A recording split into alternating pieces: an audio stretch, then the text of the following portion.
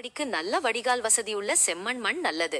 நாற்றுகள் மூலமாகவோ அல்லது விதைகளை நேரடியாகவோ நடலாம்.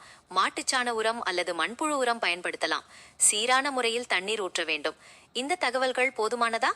வேறு செய்திகள் சேர்க்க வேண்டுமா? செடிகள் பூச்சி தாக்குதலுக்கு எளிதில் ஆளாகக்கூடியவை. மாவு பூச்சி, அசுவனி பூச்சி போன்ற பூச்சிகள் செடியை பாதிக்கும். வேப்பெண்ணெய் கலந்த நீரை தெளித்து இதை கட்டுப்படுத்தலாம்.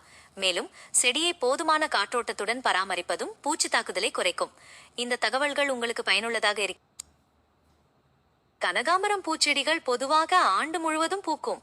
இருந்தாலும் ஆடிப்பட்டம் மற்றும் கார்த்திகை பட்டம் ஆகியவை கனகாம்பரம் சாகுபடிக்கு மிகவும் உகந்த பருவங்கள்.